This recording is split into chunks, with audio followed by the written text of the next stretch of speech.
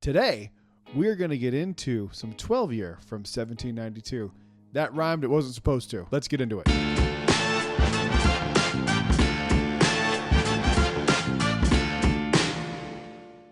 Hello everyone, welcome back to Brad's Bourbon Reviews. I'm Brad, and today, boy oh boy am I excited to get back into doing some videos. I took last week off, had some family in town, needed some time to not have something extra on my plate outside of my regular job and just hanging out with family, so decided to take the week off. Thank you for sticking around. It's been an interesting week here. Did some bourbon hunting, found some cool things. I gotta be honest with you guys, this is gonna be a good week for videos. Not only am I gonna be doing reviews still, I've got some really cool ideas for some different type of content, and I think you guys are going to like it. So please, before we get into the video, make sure you like and subscribe, all that stuff. I'll remind you at the end of the video to do it as well. Enough of that. Let's get into what we're here to actually get into, and that is this bottle right here of 1792 12-year. I got this in a trade. I got this today, actually, from a trade that I made with a guy in a bourbon group here in Florida. It's 12-year 1792. Now, here's the thing.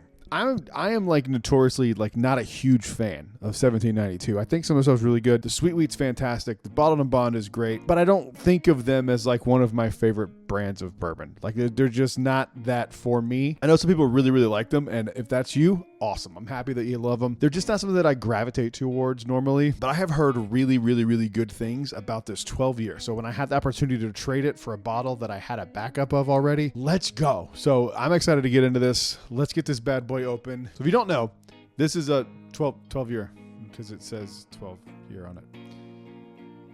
And it comes in at 96.6 proof, which is kind of a good proof point, I think, for 1792. The thing that I've experienced with 1792 is the higher the proof goes, the more harsh and abrasive it gets.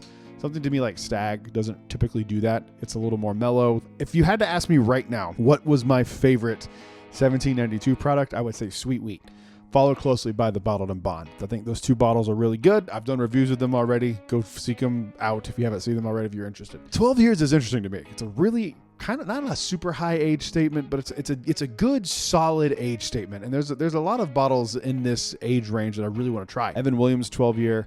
That's the only one that comes to my brain right now. Sorry, but I'm excited to get into this. Let's go ahead and get this bad boy into a Glen, and let's see what we think about 1792 12-year. All right, let's give this bad boy a proper nosing and see how we feel. Oh, wow. Oh, my God. That actually smells really, really, really good. I get like a raspberry note. Some oak, some sweet oak, and like very rich honey. And actually, I say raspberry, but it almost might be like a raisin, kind of. Oh boy, that smells absolutely delicious. This is great. I still need to do my top 10 all-time bourbons on the nose video. Best smelling bourbons. I don't even know what I would name that video. But this, I gotta say, this might be up there. This does not smell what you would think like a 96 proof bourbon smells like. I'm very impressed with this. Man, that is heavenly. I really like this. I really like this quite a bit. Maybe my opinion's changing, 1792. You know, maybe we can do a Brad's Bourbon Reviews 12-year pick. You know, maybe. I don't know. That's up to you. Just saying. Dark, plummy fruits coming out of this. It's really nice. This is a really solid nose. All right, that's all well and good, but how does it taste? Let's give it a mouthing.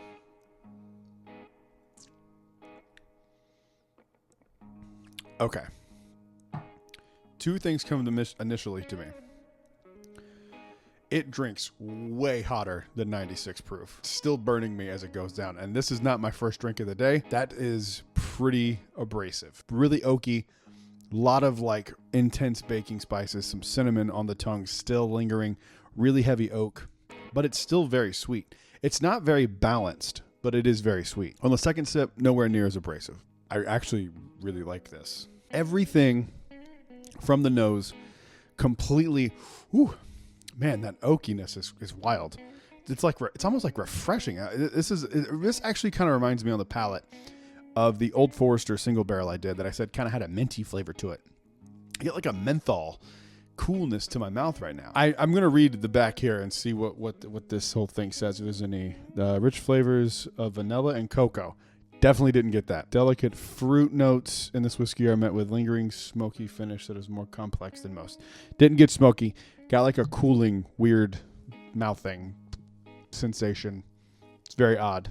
I feel like I just chewed like wintergreen gum 30 minutes ago. That's how my mouth feels right now. This is not bad by any stretch, but this is a wild ride of a whiskey. Very strange. I get the smokiness, but it doesn't come off smoky like Scotch smoky. It comes off smoky like barrel char and oak. And just I don't get any of the vanilla notes really. To me, it's kind of honey and oak and mint and weird. And I like it. Everything I just said kind of sounds like it would be really bad, but it's actually a really solid bourbon. I like it a lot. I don't even know what this retails for. I haven't looked it up yet, but I will go off on my normal, if it's crazy expensive, don't buy it. I would probably be comfortable spending about $100, $120 even on this one with it being 12 years old. It's a long time. I actually usually always say, I wish it was a little higher proof. This one I don't think needs it. I think it's the complexity of it is interesting at this proof point, and I think they did a good job not making it super proof because it's already kind of strong to begin with, just flavor wise. So if you can find this, man, I honestly say I'd have to recommend it. I think it's very interesting. I traded it for an E.H. Taylor single barrel, and I have zero regrets in doing that. I think this is fantastic. It's complex. This is right up my alley, and it's not something that I would normally like. So that's, to me, that's even cooler that like I was able to branch out a little bit, get something new. The only one from 1792 I don't own yet is the port finish one, which it just goes for insane money. So I'll probably never get that one for whatever reason. That one's just really weird and hard to find. So we'll see. But I like this. I think this is really interesting. It's fun. It's weird. It's weird.